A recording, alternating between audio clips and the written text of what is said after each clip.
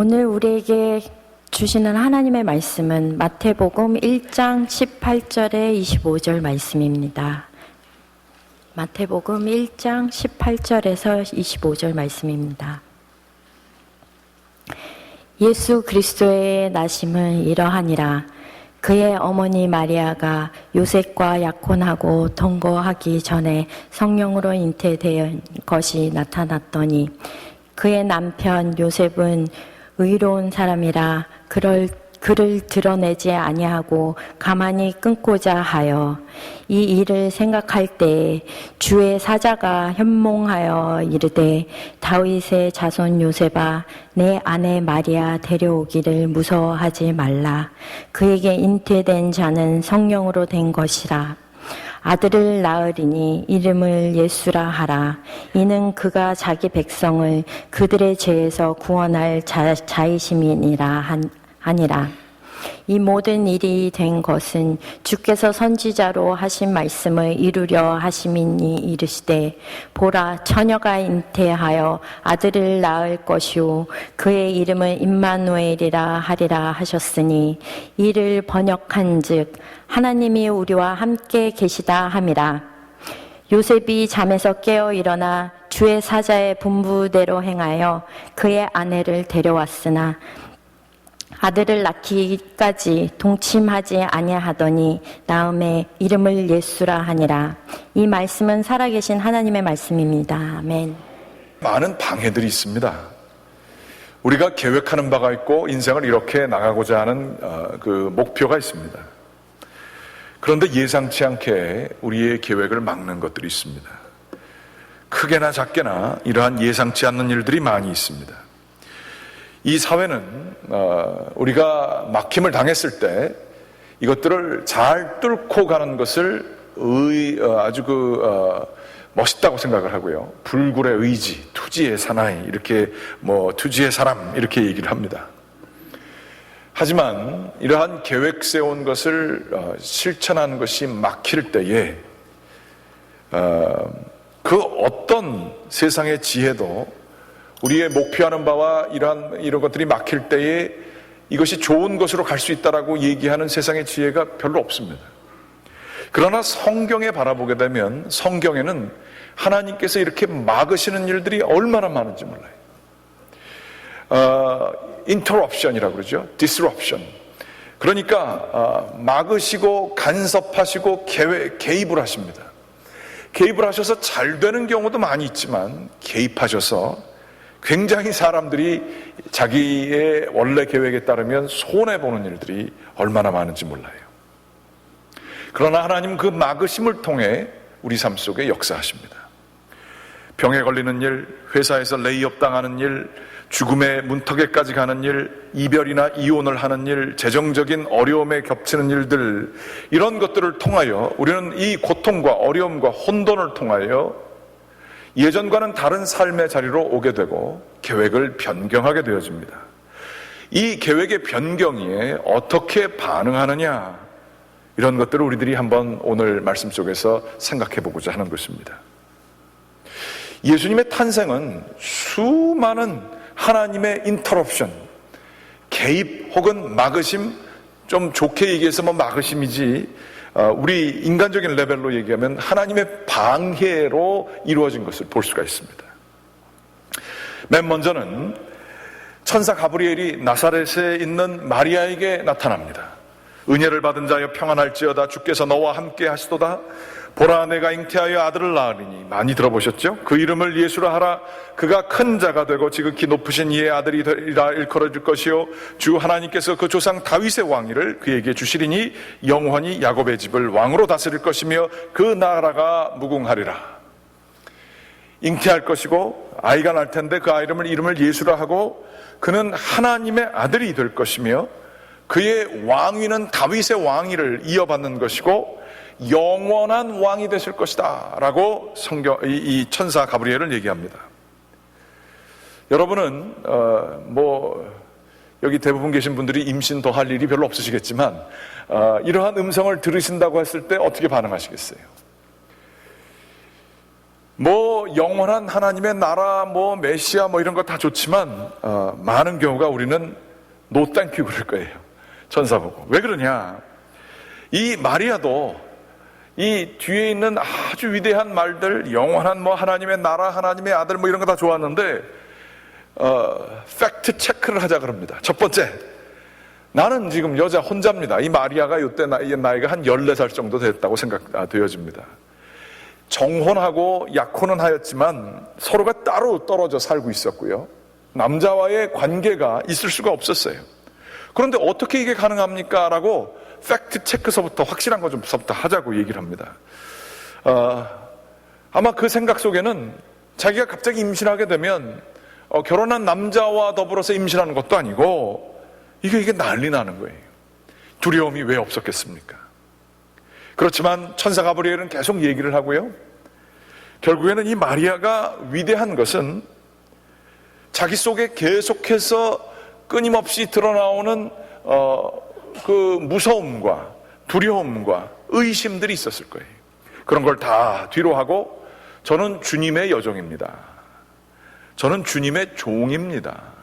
말씀하시면 말씀대로 내게 이루어지이다. 이렇게 반응을 하게 됩니다. 그런데 한번 생각해 보십시오. 결혼을 약정한 이 여인이 임신을 하게 되면, 그리고 그것이 그 남자에 의했더라도 그것은 상당히 논란의 여지가 있었습니다. 서로가 결혼 이전의 성관계라는 것은 상상할 수도 없는 그러한 시대의 문화가 있었기 때문입니다. 그리고 이 남자가 그것을 발견하게 되었을 때 이 여자를 버리게 되면, 이것은 부정하게 임신을 했다라고 하게 되면 이 여인은 돌에 맞아서 죽게 되는 그러한 형벌에 처하게 되어질 수도 있었습니다. 뿐만 아니라 조용하게, 요셉이 의로운 사람이라 조용하게 이 여인을 내준다 하여도 나중에 알게 되어서 이 여자가 시간이 되어서 아기를 뵙게 되고 그렇게 조용히 정혼되었던 것이 깨어졌다라고 알게 되면 이 여인은 아무리 요셉이 잘 놔줬고 소문이 없이 놔줬다고 할지라도 사회적인 죽음을, 사람들이 의문을 할 수 있겠죠. 요셉이 잘못했을 것이다 라고 요셉을 욕할 수도 있고 뭐 여러 가지가 있을 수 있지만, 평생 미혼모로 혼자서 아이를 키우게 되는, 아니면 사람들에게 저 여자가 사고를 쳐서 이랬을 것이다 의심을 당하면서 사회적인 죽음을 당하게 될 수도 있었습니다. 그런데 이 여인은 그것을 모르지 않았을 텐데, 나는 주님의 종입니다, 말씀대로 하시옵소서 라고 반응을 하게 됩니다. 요셉과 마리아는 그들의 계획에 금이 갔습니다. 요셉의 입장에서 한번 생각해 보면 굉장히 놀랐을 것 같아요. 정혼한 여인이 갑자기 나타나서 이 여인이 임신을 했다고 하는 거예요. 그런데 자기의 씨앗이 아니고 어떻게 해서 임신을 했다 그러는데, 그것만 해도 화가 나는데 이 여인이 얘기하기를 성령님이 잉태시켰다 그러는 거예요. 아마 요셉이, 모르겠어요. 제가 요셉의 수준으로 이렇게 들어간다 그러면 이 여자가 임신만 했을 뿐만 아니라 정신도 나갔구나, 그렇게 생각했을 것 같아요. 어떻게 이런 일이 있을 수가 있느냐, 하나님께서 할 일이 없어서 당신을 임신을 시키고 있느냐, 그리고 그게 하나님의 아들이라고, 그게 뭐 야곱의 왕위가 영원히 지속되는 일이라고 아마 이 요셉은 믿지 못했을 거예요. 그런데도 요셉은 의로운 자라, 하나님과 관계가 제대로 맺혀져 있는 자라 이 모든 문제에 있어서 그저 조용히 끝내려고 했던 것이죠. 그러나 하나님은 또 요셉의 꿈에 인터럽션, 개입을 하세요. 주의 사자가 현몽하여 이르되, 다윗의 자손 요셉아, 내 아내 마리아 데려오기를 무서워하지 말라. 그에게 잉태된 자는 성령으로 된 것이라. 아마 이런 꿈을 꾸고 나면 여러분들은 어떠세요? 누구한테 들은 얘기인데 그게 꿈에 나타났어요. 금방 그렇게 반응하십니까? 저 같은 경우는 마음이 완악해서 그런지 몰라도 이게 너무나 프레셔가 많고 스트레스가 많아가지고 이게 꿈까지 이렇게 나오는구나, 이런 생각을 했을 거예요. 그리고 맨 처음에는 그러면 이렇게 해야겠구나 생각을 할지 몰라도 좀 지나면 내가 너무 스트레스 받아가지고 꿈에서도 이런 거를 이렇게 생각을 했지만 현실의 무게는 그렇지 않다라고 생각하고 그 꿈을 죽이는 일들이 많이 있었을 거예요. 한번 생각해 보세요. 설령 지금은 믿음으로 그렇게 하지만 나중에 시간이 지나서 이 여자가 정말 나한테 누구와 바람을 펴가지고 임신을 한 것이고, 내가 하나님 앞에서 믿음이 있으니까 그것을 하나님께서 잉태하셨다고 거짓말한 게 아닐까라고 하는 의심이 왜 안 들겠어요? 그리고 애가 자라나는데 이게 자기 자식이 아니에요. 그러면 그 자식을 정말 어느 만큼 사랑할 수 있을까요? 하나님의 아들이라고요? 그걸 누가 믿어요? 어디에다 대고 얘기를 해요? 시간이 지나면서 이 요셉의 마음에 의심이 계속 자라나지 않았을까요? 꿈을 꾸고 난 다음에도 좀 신중한 사람이었다면 이 문제에 대해서 더 깊게 생각하고 사람들과 상의하면서 어떻게 그 말씀대로 그대로 따를 수가 있었겠습니까? 그런데 요셉은 잠에서 깨어 일어나 성경에 따르면 주의 사자의 분부대로 행하여 그의 아내를 데려왔으나 아들을 낳기까지 동침하지 아니하더니 나음의 이름을 예수로 하라. 하나님께서 말씀하신 그대로 이 사람은 따라서 행하는 것을 볼 수 있습니다. 얼마나 이 요셉과 마리아는 하나님 앞에서 순종하는 자세가 됐는지 모릅니다. 그렇게 하나님의 아들을 임신했으면 그 모든 출산까지의 과정과 자라는 과정이 좀 손쉬워야 되지 않겠습니까? 적어도 하나님의 아들이고 하나님이 그렇게 사인 보내주셨으면 갑자기 좋은 집이 생긴다든지 하다못해 출산하게 될 때에 출산하는 그 과정이 아주 생각지도 못하게 아주 좀 순탄하게 이루어져야 역시 하나님이 살아계셔서 이런 일들을 하셨구나 이런 생각을 하지 않았겠어요? 하지만 가이사 아구스도 오늘 성경 말씀에 나오죠.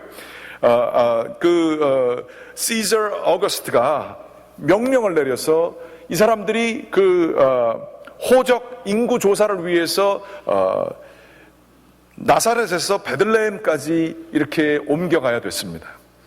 나사렛에서 베들레헴까지는 180마일이에요. 우리 식으로 얘기하면 아무리 빨리 달려도 차로 해도 3시간이고요. 이 이동하는 시간, 이거 나귀로 하는 시간이 굉장히 오래 걸렸을 거예요. 그런데 그 과정이 어렵기도 하지만 임신한 여인이 여행을 하기가 얼마나 어려워요. 나귀를 타고 그 힘든 길을 걸어가는 것. 그 마음속에 불평하는 마음이 혹이라도 없었겠습니까? 아니, 예수님 하나님의 아들이라고 하면 좀 쉽게 좀 돼야 될 텐데 이렇게 어려움이 있습니까? 그런데 아기를 낳을 방도 제대로 없었어요. 그래서 저희가 믿기로는 마국간이라고 하는 그곳에 제대로 형편이 되지 않는 그러한 그 방에 여인숙에 들어가서 지내게 되는 것이죠. 하나님이 주시는 아들이신데 좀 상황이 말이 되게 해 주셔야지 이렇게 고생하게 하시고 그러면 집이라도 좀 편하게 좀 주시든가. 지금은 머물 것도 제대로 되지 않아서 이러한 열악한 환경 속에서 아기를 낳게 해주시다니요 라고 하는 마음이 이들 마음속에 왜 없었겠습니까? 그런데 하나님께서는 이렇게 저희 삶 속에 개입하시고 막으실 때에 그렇게 손해를 보게 하실 때에 그저 우리들을 내버려 두시지만은 않습니다. 목자들에게 나타나십니다. 목자들은 우리가 생각하는 아주 아름답고 좋은 직업을 가진 자들이 아니라 밤때 자기 양떼들을 밤새 지키는 분들이었어요. 말하자면 밖에서 야영하는 사람들이었고 사회적인 지위로 보자면 굉장히 하층민에 속한 사람들이었으며 자기 양을 지키는 일을 하다 보니 험하게 살게 되었고요. 거짓말이나 사람들 사이에서 신뢰가 가지 못하는 사람들도 많이 그 가운데 있었습니다. 그런데 이들에게 천사가 나타나서 얘기를 합니다. 보라, 내가 온 백성에게 미칠 큰 기쁨의 좋은 소식을 너희에게 전하노라. 오늘 다윗의 동네 베들레헴에서 너희를 위하여 구주가 나졌으니 곧 그리스도 구주시라. 지극히 높은 곳에서는 하나님께 영광이요 땅에서는 하나님이 기뻐하시는 사람들 중에 평화로다. 이 사람들이 놀라운 천사들의 합창 소리를 바라보게 됐어요. 하늘의 영광을 경험했습니다. 그리고 나서 이 사람들이 참 신기한 거 구경했다, 무슨 일이 있을까 보다 라고 이렇게 얘기를 하면 모르는데 이 사람들이 마음속에 반응이 있었어요. 밤새 양떼를 지켜야 되는 사명이 있는데도 불구하고 양떼를 어떻게 했는지 모르지만 베들레헴으로 우리가 내려가서 이 기쁜 소식을 전하자. 특별히 이 밤에 그 구세주가 난다는 얘기를 듣고 아이들이 있는 곳을 찾아다니다가 예수님을 만나게 되는 거예요. 그러면서 이 예수님의 이 아기를 보게 되었을 때에 아마 성령의 감동함이 있었겠죠. 이 아이에게 경배를 하고 자신들이 들은 이야기를 요셉과 마리아에게 전해줍니다. 누가복음 2장 19절 말씀에는 이런 말씀이 있어요. 마리아는 이 모든 말을 마음에 새기어 생각하니라. 우리 삶 속에 생각지도 않은 방해되는 것들과 어려운 일들과 힘든 일들이 있을 수 있습니다. 그런데 그것을 이렇게 지나가면서 때로는 우리 마음속에 나는 왜 이렇게 어렵고 힘든 일들을 당하게 됐을까 질문이 많이 생기잖아요. 그러면서 자기 삶을 곰곰이 묵상하다가 하나님께서 감동을 주실 때가 있어요. 저도 그렇습니다.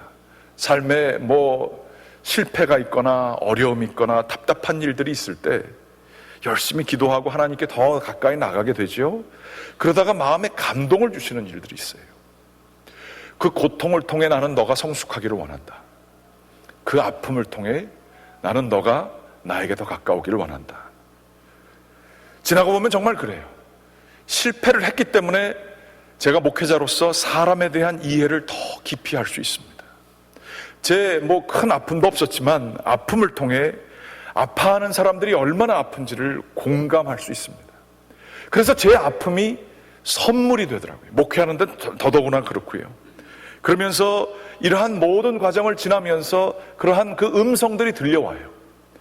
여러분 마음에도 하나님께서 늘 감동을 주셔서 이 목자들이 했던 이야기처럼 당신이 지금 겪고 있는 것이 그 말도 안 되는 천사들의 나타난 음성이거나 꿈에서 몇 번 본 이야기들, 그건데 그게 믿겨지지 않는 지금 이 불가능한 상황들, 이 아기를 이게 하나님의 아들이면 좀 제대로 하셔야지 지금 하나님 뭐 하시는 겁니까?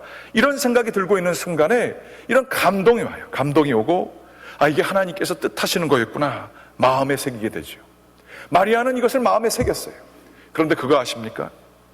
우리의 마음이 완악하고요, 우리가 하나님께 가까이 나가지 못하고요, 우리의 생각이 우리 가운데 갇히게 되고요, 소위 세상적으로 얘기하는 강한 의지가 있고 굳건한 마음이 있어서 자기 길을 계속 가는 사람들은요, 그 과정에 하나님의 인터럽션 방해를 통해서 들려오는 그 확증의 음성들을 죽여버립니다.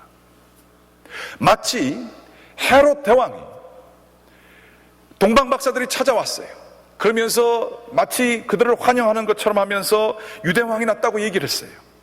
그랬을 때 어딘지 모른다고 그랬을 때에 사람들을 시켜서, 서기관들을 시켜서 베들레헴인 줄을 찾아냅니다. 그래서 거기를 가시라고 다 얘기를 해놓고서는 마음속에 이게 내 왕권이 지금 위협을 받는구나 생각을 해요. 그러고서 한다는 생각이, 이게 지금 하나님께서 역사하시고 뭔가를 이렇게 잘못되게 되면 내가 다 손해를 보게 되겠구나 싶어가지고 하는 일이, 그 베들레헴에 있는 2살 밖의 남자 아기들, 그 아기들 밑으로는 다 죽이는 일을 하는 거예요. 이 하나님께서 동방박사들을 통해 유대왕 헤롯 대왕에게도 삶 속에, 그의 정권 속에 하나님이 간섭을 하세요. 하지만 이 유대왕, 이 헤롯은 그 간섭이 싫어서 의지를 가지고 그 반응하는 양식이 순종이 아니라 더 강한 의지로 내 속에 들려오는 음성들을 죽여버려요. 싹을 말려버려요. 그래서 베들레헴에 있는 그 어린아이들을 다 아이들을 죽여버리게 되는 슬픈 사건을 만듭니다. 우리도 마찬가지입니다. 하나님께서는 우리 가운데 지금도 말씀하시고 계실 거예요. 아마 이 자리에도 지금 계시지 모르겠어요. 힘들고 어려운 삶 속에 인터럽션들이 있으셨는지 모르겠어요. 여러분, 그게 이게 지나가야 될 고비나 혹은 피했으면 좋았을 것들로 바라보시지 마시고, 그게 여러분에게 하나님이 주시는 선물일 수 있다는 가능성에 대해서 생각을 한번 열어보시기 바랍니다. 그거를 통해서 하나님께서는 여러분들과 이야기하시기 원할 수도 있어요. 그런데 우리들이 헤롯 대왕이 될 수 있어요. 하나님 이 얘기 뭘 해? 하나님이 나에게 해줄 수 있는 것은 내가 원하는 세상적인 복, 장수하거나 건강하거나 자식들이 잘 되거나 재정이 잘 되거나 안 되던 일들이 다 풀리거나 할 때만이 하나님이 하나님 역할을 하는 거지, 나에게 어려움을 주고 힘든 거를 주고 인터럽션을 하는 하나님이 무슨 하나님이야? 하나님은 그렇게 나쁜 일 안 해. 하나님이 왜 우리 사이에서 그런 아기를 주셔가지고 고생을 시키게 해? 하나님이 왜 우리 가정 잘 살고 있는데 이렇게 이런 일들을 해? 하나님이 하셨다고 치자. 그런데 지금 이렇게 고생하는 게 하나님이 하시는 거 맞겠냐? 이러한 의심들을 가져가며 마음에 하나님의 말씀을 새기지 못하고, 금세 우리들은 완악한 마음으로 변하여 하나님의 음성의 새싹들을 죽일 수가 있어요. 신앙이 좋다는 것은 무엇입니까? 하나님과 민감한 관계를 갖는 거예요. 주님 앞에 귀를 기울이고, 이것이 주님께서 나에게 향하신 뜻이 있으시구나,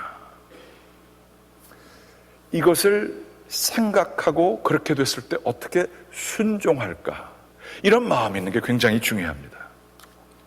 브루스 올마이티라고 하는 영화가 있어요. 제가 오늘 말씀 준비하면서 이게 좀 이런 말씀 준비하면 제가 뭐 멋있는 예화나 이런 게 생각나야 되는데 저는 이 코미디 영화가 생각나더라고요. 브루스 올마이티라는 영화, 짐 캐리가 나온 영화인데요. 이 사람이 하는 일마다 잘 안 됩니다, 직장에서. 그래서 잡을 쫓겨나게 되게 생겼어요. 자기 아내가 자기를 위해서 콩으로 만든 묵주 같은 걸 줘요. 이걸 가지고 기도를 하라고. 그러면서 쫓겨나는 길에 운전을 하고 가면서 기도를 합니다. 하나님 살아계시면 내가 앞으로 열심히 교회도 다니겠습니다. 그러면서 묵주를 가지고 열심히 기도를 해요. 하나님 사인을 좀 보내주세요. 내가 어떻게 해야 되는지 사인을 좀 보내주세요. 그러고서 이제 기도를 하고 있습니다. 그런데 옆에 그 길거리에 있는 하이웨이에 보여지는 그런 사인에 Caution ahead, 앞으로 갈 때 조심해서 가라, 이런 얘기가 써 있어요. 그거 딱 보고도 이 사람은 싹 무시하고 그냥 갑니다. 그러면서 기도를 한다고 이러고 가요. 그러다가 이 사람 앞에 트럭이 하나 나타나는데 거기엔 사인판들을 다 실은 트럭이에요. 그런데 그 사인판의 뒷면에 있는 그 사인들이 뭐냐면 스탑, 더 이상 가지 말아라, 이런 사인들이 다 써 있어요. 자기 길을 앞에 그걸 딱 맞게 되니까 이 사람이 그게 기분이 나쁜 거예요. 그래서 그것을 싹 비켜가면서 막 나가다가 그 파톨이라고 그러죠. 거기 구멍에 이렇게 빠져가지고 들고 있던 묵주를 떨어뜨려요. 그래서 기분 나빠하면서 그 묵주를 이렇게 집으려고 하는 순간 보지 못하고 운전 핸들이 잘못돼가지고선 이 전봇대에다가 차가 박혀가지고 쓰게 돼요. 화가 난 이 짐 캐리, 이 사람이 그 묵주를 강가에다가 던지면서 얘기합니다. 하나님 살아계시다며요. 그럼 나를 한번 천둥으로 한번 쳐보세요. 근데 하나님이 치시겠습니까? 안 치고 계시죠. 그랬더니 그런 나 그럴 줄 알았어요. 당신이 하는 게 뭐가 있어요? 그러면서 얘기를 하는 거예요. 그러면서 묵주를 냅다 던지면서 내가 파이어를 당할 게 아니라, 이 잡에서 잡을 못해가지고 파이어를 당할 게 아니라 당신이야말로 파이어다 해야 되지 않겠냐고 하나님한테 따져요. 그러고 나서부터 이제 얘기가 되는 게, 이 친구가 그래서 하나님이 베케이션을 가고 이 친구가 하나님 역할을 합니다. 그러면서 나타나는 많은 얘기들이 있는데, 하나님은 사인을 보내주시지 않았느냐면 보내주셨어요. 우리 가운데도 하나님께서는 지금도 수많은 사인들을 보내주실지 몰라요. 하나님께서는 지금 우리의 삶을 붙드시고 하나님이 원하시는 방향으로 이끌어 가시고자 하는지도 몰라요. 그 사인들을 분명히 주변 사람들을 통해서 주셨는지도 몰라요. 그리고 여러분들에게 충분히 그 사인들을 주셨는지 모르지만, 내가 원하는 묵주를 내 것만 들고 내 목소리만 들고 추구하는 것이 우리들의 고집된 자아인지도 몰라요. 이렇게 될 때 우리들은 베들레헴에 있는 아기들을 죽이며 가능성들을 다 없애는, 하나님으로부터 멀어져가는 길을 살고 있는지도 모릅니다. 이때 우리는 귀 기울여야 합니다. 주님 앞에 귀 기울여야 됩니다. 하나님께서는 오늘 마태복음 1장 22절에 보면 이런 말씀이 쓰여져 있어요. 이 모든 일이 된 것은 주께서 선지자로 하신 말씀을 이루려 하심이니.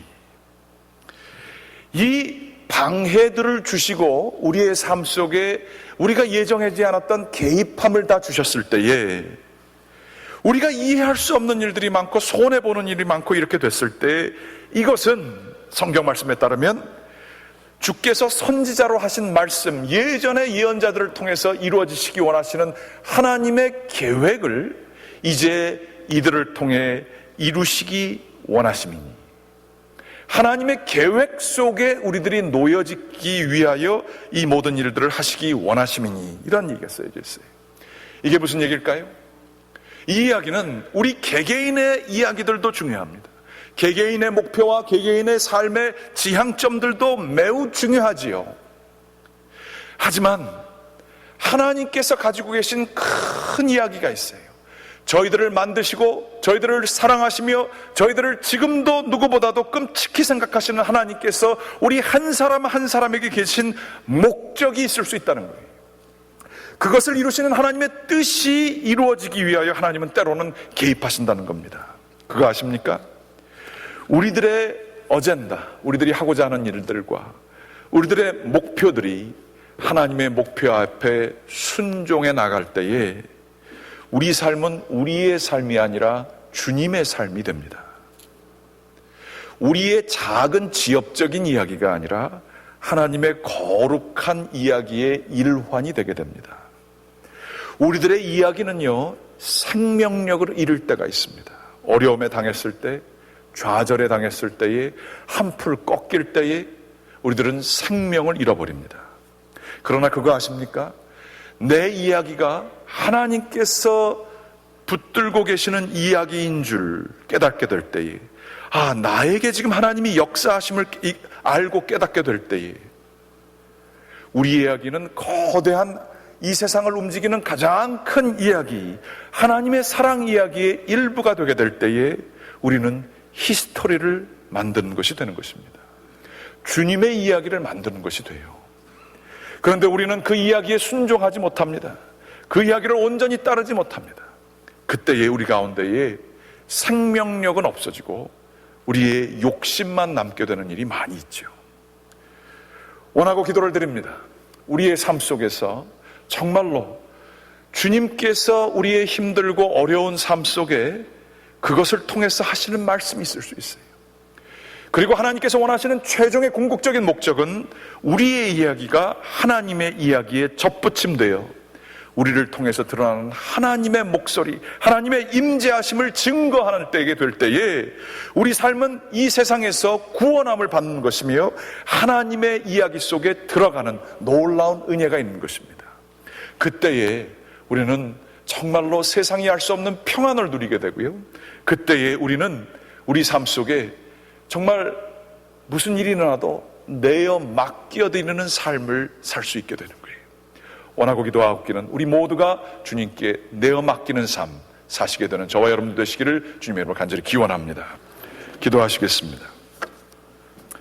사랑과 은혜가 많으신 주님 앞에 나왔습니다. 하나님께서는 뜻이 있으셔서 저희의 삶을 막으십니다. 저희 삶 속에 역사하십니다. 그러나 우리들은 이러한 모든 것들을 저희의 계획이 이루어지지 아니하는 참 답답한 일이라고 생각할 때가 있습니다. 그러나 이러한 고통과 아픔과 어려움 속에 하나님께서는 저희들을 하나님의 이야기 속에 중요한 조연을 맡게 하시고 주 예수 그리스도를 높이게 하는 삶으로 이끄시는 주님의 뜻이 있음을 저희들이 믿습니다. 아버지 하나님, 순종하게 하시고 주님의 음성 듣게 역사하여 주시옵소서. 이 모든 말씀 예수 그리스도의 이름으로 기도드렸습니다. 아멘.